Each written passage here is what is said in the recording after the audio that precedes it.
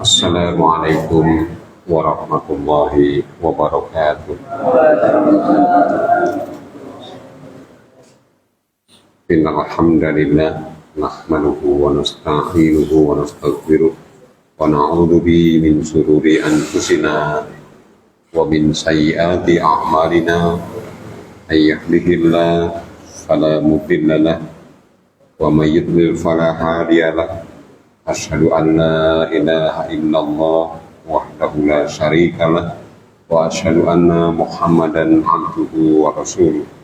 Allahumma shalli wa sallim ala nabiyyina Muhammadin wa ala alihi wa sahbihi ajma'in. Amma ba'd. Alhamdulillah, kita bersyukur pada Allah Subhanahu wa taala, bersama-sama kita bisa hadir di majelis ini untuk berusaha menambah wawasan, menjemput hidayah yang Allah sudah berikan kepada kita bersama melalui kitab sucinya dan hadis-hadis Rasulnya. Salawat dan salam kita sampaikan teruntuk Nabi kita Muhammad sallallahu alaihi wasallam. Sama akhirkamullah, perlu sama-sama kita ingatkan bahwa hidayah Allah Subhanahu wa taala ini statusnya sama dengan rizki. Sama dengan rizki. Maksudnya adalah hidayah Allah Subhanahu wa taala itu sudah Allah berikan semuanya.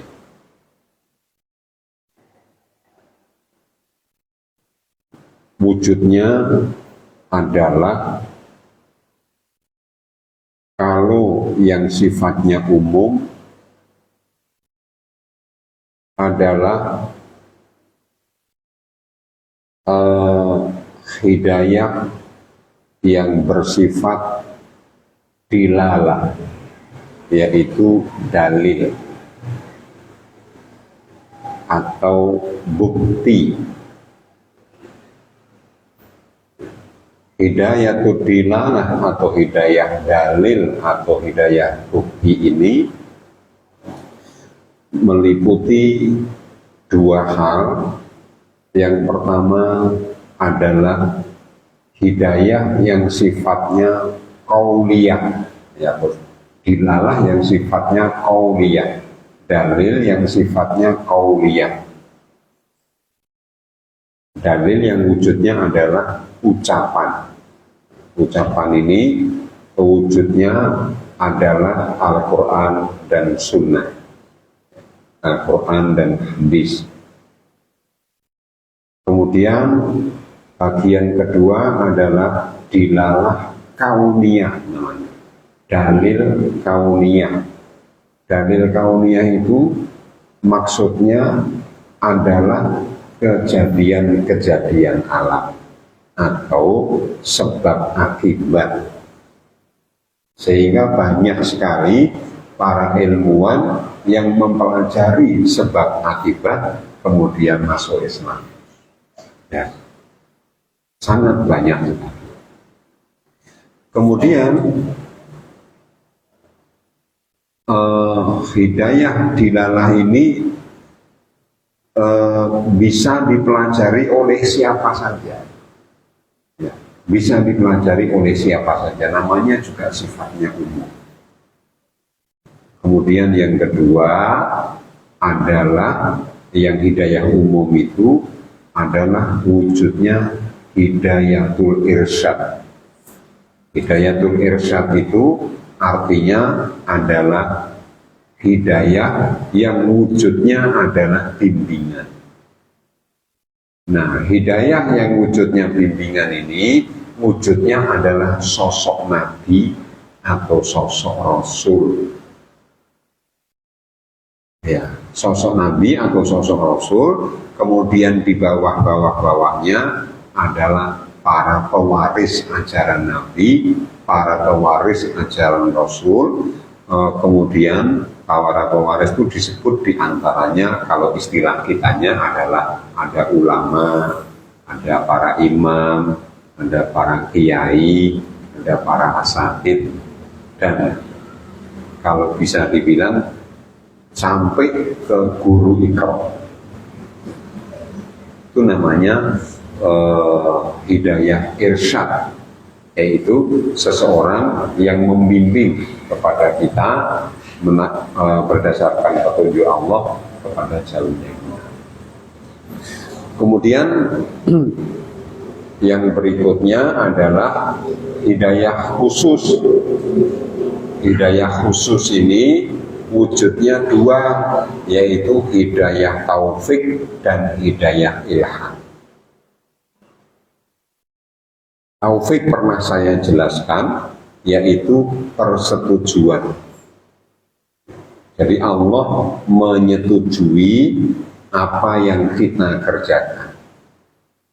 Nah, siapa yang mendapat hidayah taufik itu adalah orang-orang yang memakai, merespon hidayah umum tadi sebaik-baiknya dan sebanyak-banyaknya. Semakin banyak hidayah umum yang dia respon di dalam kehidupannya, maka dia semakin mendapatkan hidayah taufik. Kemudian yang terakhir, bagian khusus yang kedua adalah hidayah ilham namanya. Ilham itu artinya adalah dorongan. Jadi Allah memberikan hidayah, wujudnya adalah dorongan untuk berbuat baik yang lebih. Itu namanya dorongan. Jadi jamaah sekalian, urut-urutannya adalah orang yang semua orang diberi hidayah umum, ya. Kemudian hidayah umum itu dia pelajari, dia respon, ya, baik. Kemudian dia kerjakan, maka dia mendapatkan taufik sebanyak yang dia ketahui dari hidayah umum tersebut. Kalau dia mendapatkan taufik atau memperoleh taufik, maka kemudian dia punya kesemangatan untuk mempelajari dan mengamalkan yang lebih banyak lagi. Gitu. Maka disebut dia mendapatkan hidayah ilham namanya. Nah, contoh sederhananya adalah ini. Di dalam teori Al-Quran itu menyebutkan apabila ada seseorang berbuat tidak baik kepada kita, maka kita berusaha untuk membalas ketidakbaikan itu dengan sebuah kebaikan. Itu teorinya. Orang jodake kita balas dengan menyapa.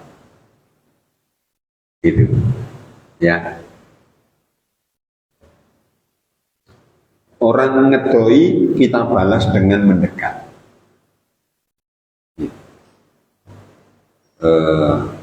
Karena kita belum terbiasa, maka rasanya berat. Sebetulnya berat itu karena belum terbiasa saja.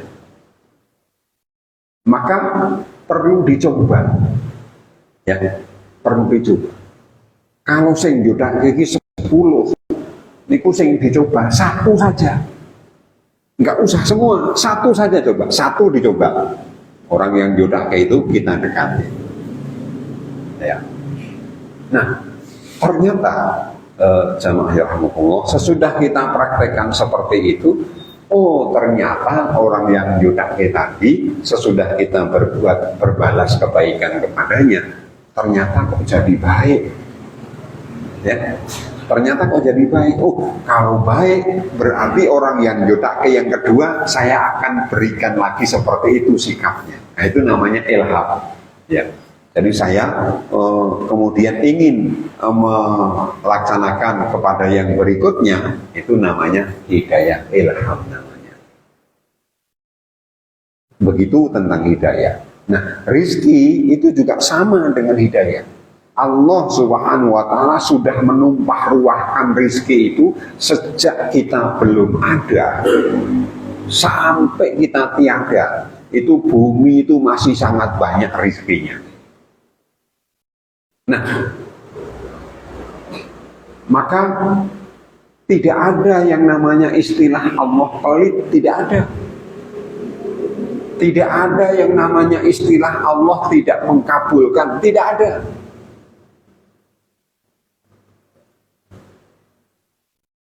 Tidak ada yang namanya saya sudah ibadah, oke banget, rizkiku ora tambah-tambah, tidak ada. Karena rizki itu sudah ada. Rizki itu sudah diberi, tinggal kita ngambil apa tidak. Ya, masing-masing kita punya peralatan yang berbeda-beda di dalam mengambil rizki tersebut. Alat-alatnya wujudnya adalah ilmu pengetahuan, alat-alatnya adalah kadang Allah memberikan fasilitas langsung dari alamnya. Siapa kira kalau Arab Saudi kaya raya? Gak ada yang kira. Gak ada yang kira. Setelah kemudian ditemukan kilang minyak, kemudian menjadi kaya raya. Itu rezeki Allah sudah tersedia. Tapi kalau kilang minyak itu tidak diketemukan, ya ora iso. Rezekinya ada nggak? Ada, tapi nggak diambil.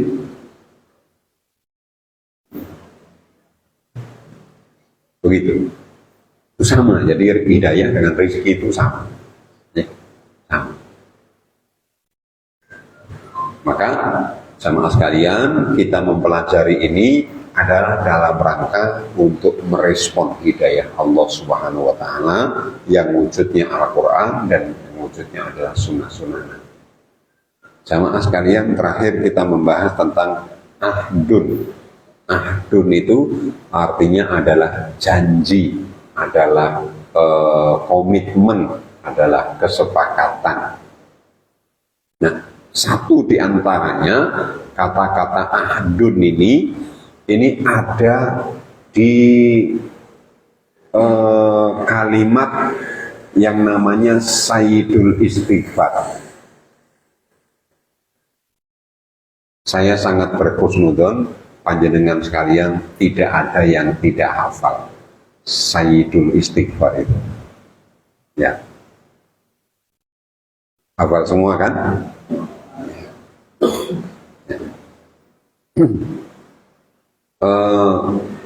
Jamaah yarhamukumullah,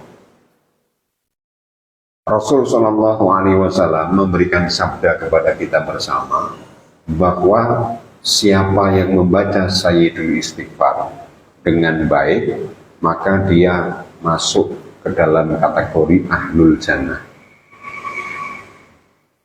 penduduk surga. Sayyidul Istighfar itu.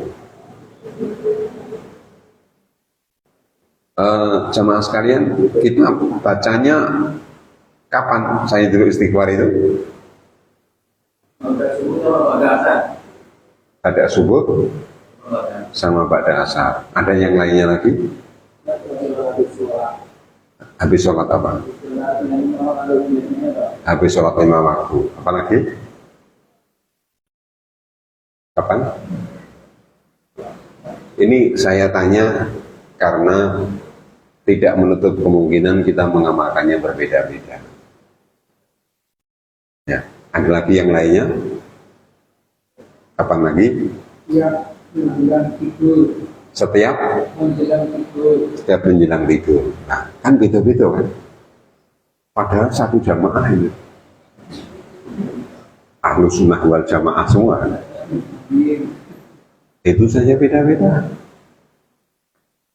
Maka salah satu di antara caranya kita untuk meraih hidayah itu adalah kalau memang doa atau zikir itu tidak ditentukan jumlah dan tempatnya atau waktunya, ya kita zikir kapan saja.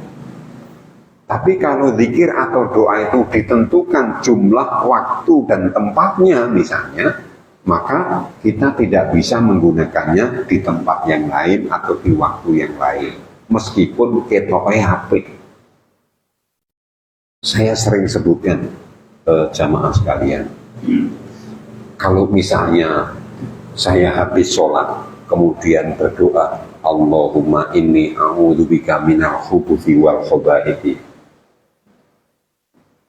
Boleh enggak? Kenapa? Kenapa tidak pas? Wong artinya bagus loh. Ya Allah, aku berlindung kepadamu ya Allah dari setan laki-laki dan setan perempuan. Bagus kan? Tapi ternyata kalau didoakan ketika kita sudah sholat, enggak bagus. Enggak bagus.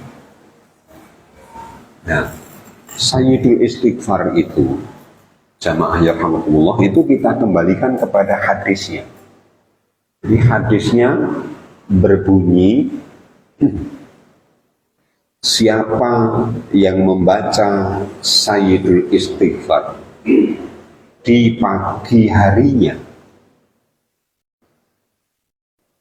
dengan mukinan, dengan penuh keyakinan, maka apabila dia meninggal sebelum datangnya sore, dia termasuk ahli surga. Siapa yang membaca Sayyidul Istighfar di sore harinya, kemudian dia meninggal sebelum datangnya pagi, maka dia termasuk ahli surga. Itu satu hadisnya.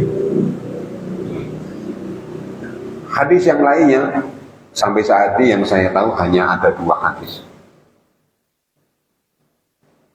Hadis yang lainnya adalah siapa yang membaca Sayyidul Istighfar sesudah masuk waktu subuh. Nah gitu ya. Sesudah masuk waktu subuh. Kemudian dia meninggal sebelum sorenya, maka dia termasuk ahlul jannah. Dan siapa yang membaca Sayyidul Istighfar di petang hari, maka apabila dia meninggal sebelum paginya, dia termasuk ahli surga. Jamaah sekalian, petang itu kapan? Sing jenengane petang niku kapan? Asar pun petang napa dereng? Dereng. Jadi petang jam pinten? Ya. Berarti kan kalau bahasa petang itu adalah maghrib, tapi belum malam. Ya, belum malam. Maka dari 2 hadis itu kita bisa ambil kesimpulan waktu baca Sayyidul Istighfar adalah mulai dari masuk waktu subuh sampai selesai waktu siang. Sampai selesai waktu siang, berarti misalnya jam 10 itu belum selesai waktu siang.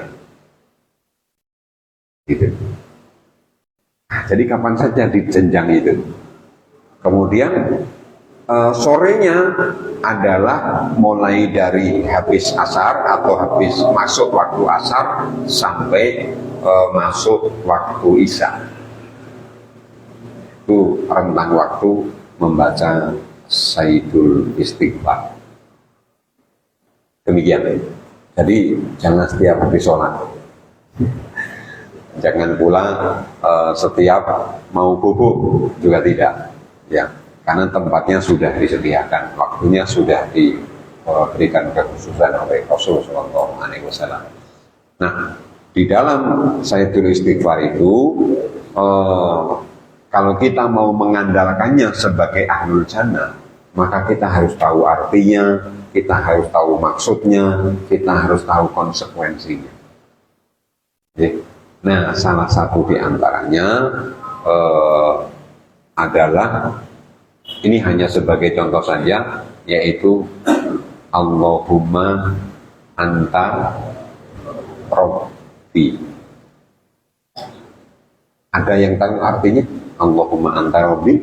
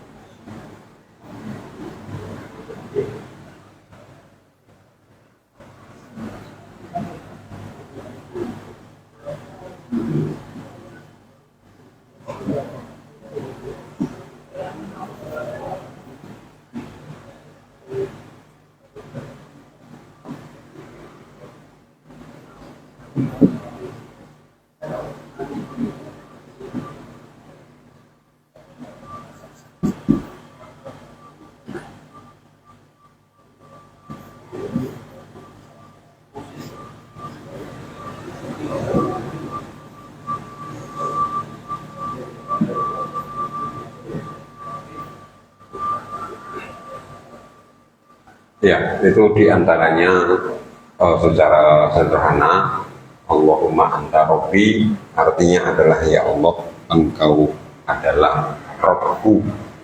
Arti Rabbku adalah engkau yang menciptakanku. Engkau yang menciptakan. Kemudian yang kedua adalah engkau pemilik diriku. Jadi kita ini tidak memiliki diri kita sendiri ternyata. Ya, kita ini tidak memiliki diri kita sendiri. Maka konsekuensi daripada Allahumma anta Rabbi itu tidak bisa kita berkata, berujar begini, yo sakarep-karepku toh wong awakku dhewe kok. Itu enggak bisa. Itu bertolak belakang dengan Allahumma anta Rabbi. Nah, ini ada nggak kita-kita yang suka berprinsip begitu? Wong awak-awakku dhewe kok. Yo sakarepku toh. Itu bertolak belakang dengan Allahumma anta Rabbi. Kemudian yang ketiga adalah engkau pengatur hidup. Itu konsekuensi daripada anta Rabbi. Nah, jamaah yarhamukumullah, untuk lebih komplit, lebih lengkapnya, jenengan silakan belajar tentang rububiyatullah, ya. Tentang rububiyatullah. Nah, jamaah yarhamukumullah, salah satu di antara rububiyatullahnya itu, ini dulu banget pernah saya sampaikan di majelis ini, barangkali yang santri-santri yang dulu lupa, kemudian yang yang baru-baru belum tahu, ya, sedikit saya ulang. Salah satu di antara rububiyatullah itu adalah ayat-ayat yang di situ ada kata-kata Rabbunnya. Jadi kalau kita mau belajar lebih banyak, itu kalau ada ayat-ayat yang ada kata-kata Rabbunnya, maka di itu menjelaskan rububiyatullah. Saya contohkan, salah satu di antaranya adalah di antaranya itu surat, misalnya ini surat Al-Baqarah ayat yang ke 22 nih. Tapi kita cek dulu, saya takut keliru. Misalnya surat Al-Baqarah ayat 22 nih. Ini salah satu di antara rububiyatullah.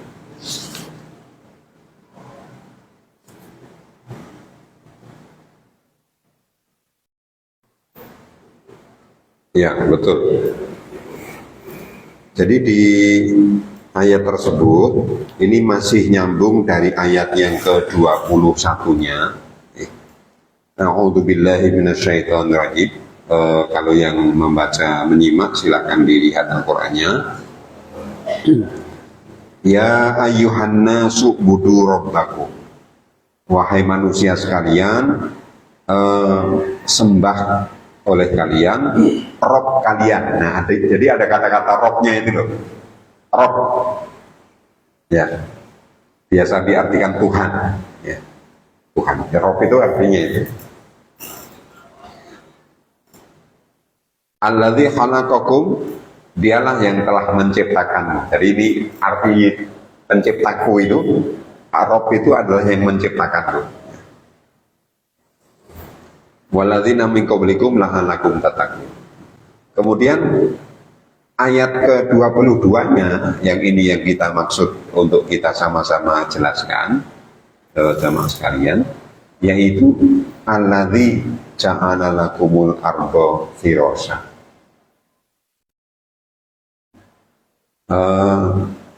Tersimak Pak Sohan? Ya. Alladzi ja'ala lakumul arda firasha. Artinya apa?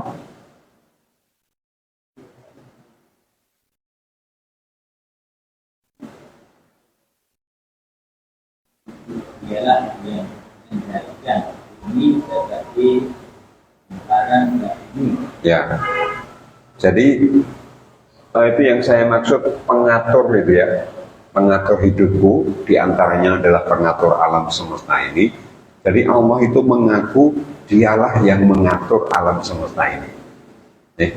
Yang mengatur alam semesta ini. Nah, salah satu wujud mengaturnya adalah Allah menjadikan, ya, masih ingat kata-kata ja'ala artinya menjadikan, yaitu sesuatu yang sudah diciptakan oleh Allah kemudian Allah rangkaikan menjadi sesuatu yang baru, itu namanya ja'ala.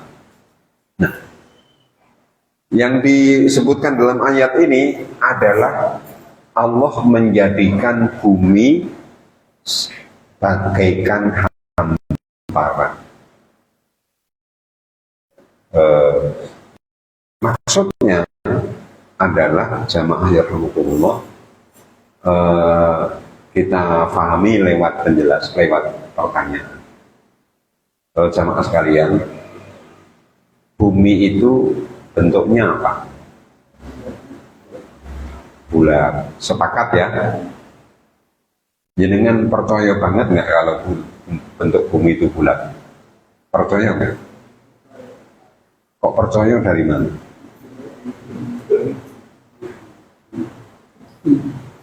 Kok percaya?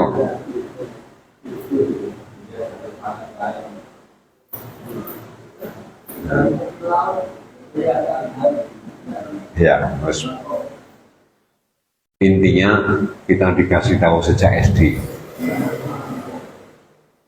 Raketung belum pernah membuktikan. Nah, pertanyaan saya, jenengan terasa nggak kalau bumi itu bulat? Dalam kehidupan sehari-hari kita, terasa nggak kalau bumi itu bulat? Nggak terasa. Nah, itulah maksudnya Allah menjadikan bumi seperti hamparan adalah yang sebetulnya bumi itu bulat, tapi tidak terasa bulatnya. Itu artinya bulat, tapi tidak terasa bulatnya. Maka di situ disebutkan firasah. Saya pakai tanwin, itu artinya adalah seperti hamparan. Bisa dipahami? Pertanyaan saya berikutnya, bumi itu berputar nggak? Berputar nggak? Tahu nggak kalau berputar? Dari mana tahunya kalau berputar? Pertanyaan saya, jenengan pernah nggak terasa bumi itu berputar? Kita nggak terasa, tapi kenapa kita percaya? Karena sebuah pengetahuan. Itulah maksudnya Allah menjadikan bumi itu yang sebetulnya berputar tapi tidak terasa berputarnya. Itu namanya seperti hamparan. Itu rububiyatullah. Pertanyaan berikutnya, bumi itu berotasi? Berotasi kan? Kalau berputar kan begini. Nah berotasi, iya nggak? Berotasi. Jenengan terasa nggak? Oh, saya kayak tekan kono. Nggak terasa kan? Tapi kita percaya kan? Itulah alladzi ja'ala lakumul arda firasha. Berputar, apa berotasi, tapi kita tidak terasa. Kalau bumi itu bulat, kemudian berputar, sekarang saya tanya kepada kita bersama, posisi jenengan sekarang sedang di atas atau di bawah?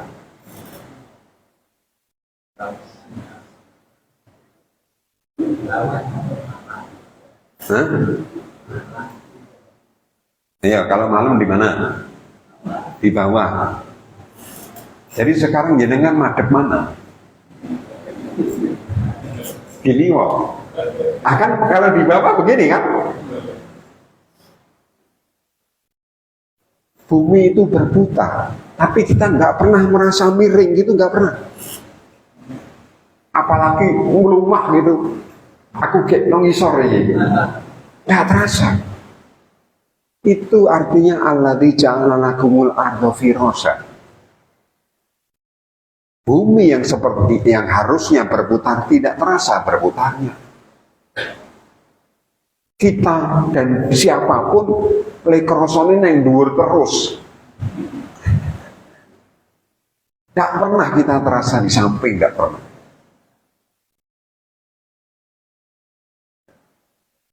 Saya masih ingat dulu saya waktu kelas 1 SD, kelas 2 SD.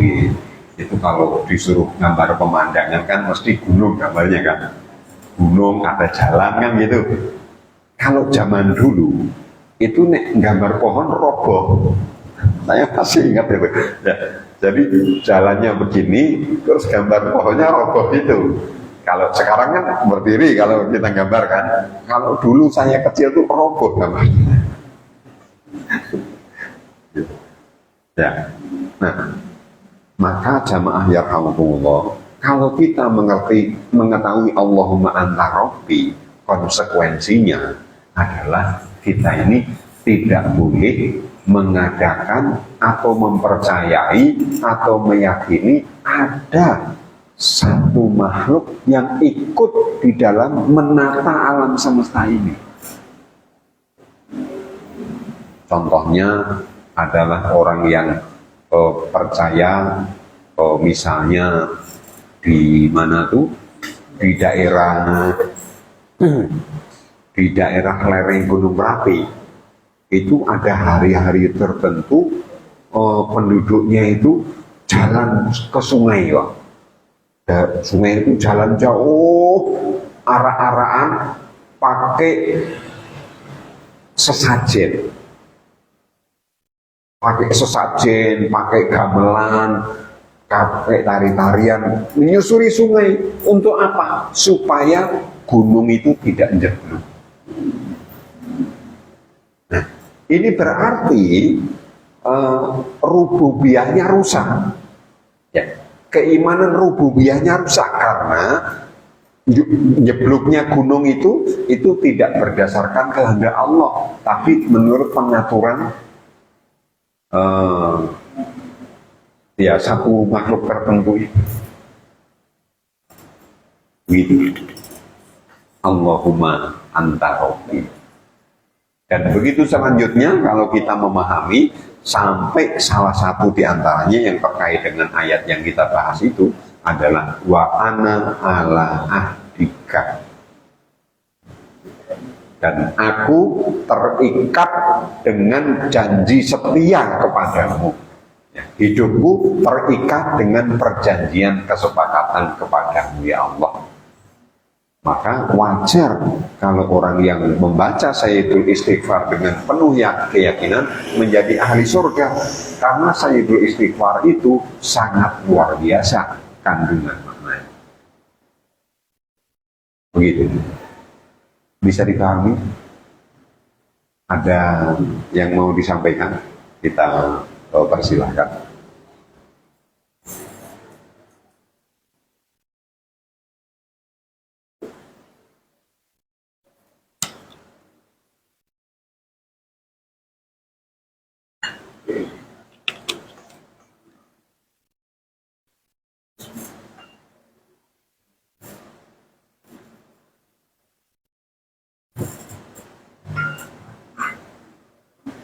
Ya, cukup. Alhamdulillah. Kalau cukup, kita pelajari berikutnya. Salah satu di antara ikrar komitmen kita adalah nyuwun pangapunten. Ini adalah hadis, yaitu hadis yang ke-685 itu menyebutkan kepada kita bersama kita tidak diperbolehkan untuk bercerita tentang kejadian hubungan pribadi terhadap istri dan suami. Itu perjanjian kita kepada Allah Subhanahu wa Ta'ala, tidak boleh cerita. Ya.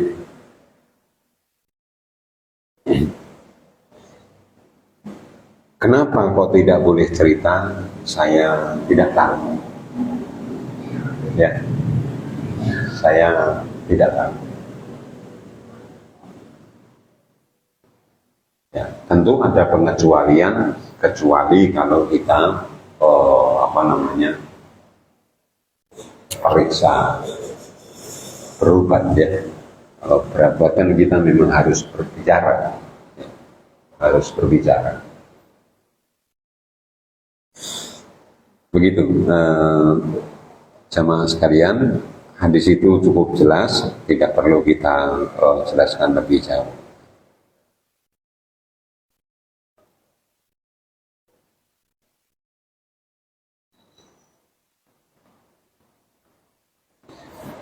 Baik, kita lanjutkan. Ini hadis yang berikutnya ini wujudnya cerita semua, ya. Wujudnya cerita semua. Hadis yang ke-686 ini kisah tentang Umar bin Khattab radhiyallahu anhu mempunyai anak yang namanya Hafsah.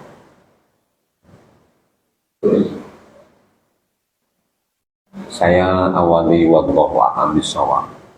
Jamaah rahimakumullah. Sampai saat ini yang saya tahu, Hafsah itu anak pertamanya Umar bin Khattab. Sehingga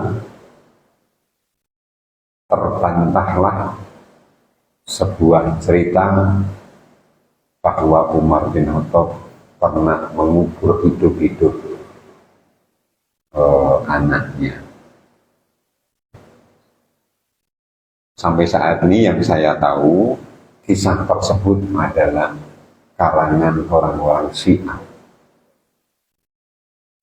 bahwa Umar bin Khattab di masa jahiliyahnya pernah mengubur hidup-hidup putrinya. Gitu. Nah, Sebagai buktinya adalah Hafsah ini. Hafsah itu ketika menjadi janda itu oleh Umar bin Khattab itu ditawak-tawaki dan ditawak-tawaki.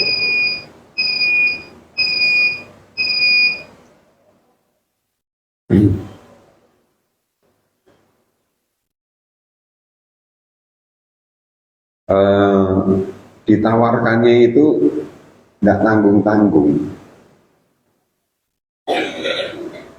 Ditawarkan ke Utsman.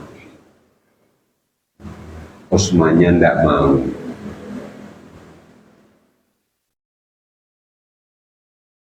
Ketika Utsmannya tidak mau, ditawarkan ke Abu Bakar. Abu Bakar sama Umar tuaan siapa? Tuaan Abu Bakar. Yang ditawarkan siapa? Hafsah. Putranya Umar ditawarkan Abu Bakar, padahal Abu Bakar dengan Umar itu tua Abu Bakar. Berarti ditawari karo uang sing luwih tua kan? Ternyata Abu Bakar juga nggak mau. Abu Bakar juga nggak mau. Nah, Abu Bakar tidak memberitahu alasannya kenapa tidak mau. Utsman bin Affan tidak mau memberitahu alasannya. Umar bin Khattab ayo mangkel kok. Yo ora gelem yo sing jelas. Ora gelem kok teko muni ra gelem. Nesu itu Umar bin Khattab itu nesu sama Utsman, nesu sama Abu Bakar. Nah, kemudian sesudah nesu itu jamaah sekalian, ternyata Hafsah itu kemudian dinikahi oleh Rasul Sallallahu Alaihi Wasallam. Sesudah dinikahi oleh Rasul Sallallahu Alaihi Wasallam, Abu Bakar baru cerita, ini loh sebabnya saya tidak mau. Saya pernah suatu hari mendengar Rasul Sallallahu Alaihi Wasallam menyebut nama Hafsah. Nah gitu. Jadi pelajaran di sini maksudnya adalah Abu Bakar itu sangat menjaga rahasia, gitu. Ya, mampu menjaga rahasia luar biasa meskipun diseleni karo Umar bin Khattab. Gitu. Padahal rahasia-rahasia semacam ini, bagaimana kalau kita ini mengetahui rahasianya seseorang, malah kita jadikan senjata. Nah, itu bertolak belakang dengan wa ana ala ahdika wa wa'dika mastata'tu, yang surat yang Sayyidul Istighfar itu. Ya. Jadi kalau jaminannya itu menjadi ahli surga, wajar, karena memang konsekuensinya luar biasa. Nah, ini tidak bermaksud mengecilkan bagi kita-kita yang tidak tahu artinya. Tidak bermaksud demikian. Tapi lebih baik memang mengerti artinya, mengerti maksudnya, mengerti konsekuensinya. Ya, tentu tidak hanya itu saja, tapi juga kaidah-kaidah yang lain. Ayat kursi mengusir setan. Nah, di rumah sudah baca ayat kursi, malah dindingnya ada lukisan ayat kursi, setannya masih banyak. Gitu. Itu karena ayat kursi tidak dipelajari dengan baik. Nanti kapan waktu kita jelaskan bagaimana cara kita lepas dari cengkeraman setan. Ya. sementara begitu dulu. Mudah-mudahan apa yang kita pelajari bisa dipahami, kemudian menambah wawasan kita bersama. Saya mengajak kepada kita sekalian tidak jauh-jauh, yaitu kita jaga rahasia istri kita, kita jaga rahasia suami, ya. Itu caranya kita belajar dengan yang dekat-dekat. Nah, kita tutup sampai di sini. Wallahu a'lam bishawab. Kita lanjutkan di pertemuan berikutnya dengan kafaratul majlis. Subhanaka Allahumma wa bihamdika asyhadu an la ilaha illa anta astaghfiruka wa atubu ilaik. Assalamualaikum warahmatullahi wabarakatuh.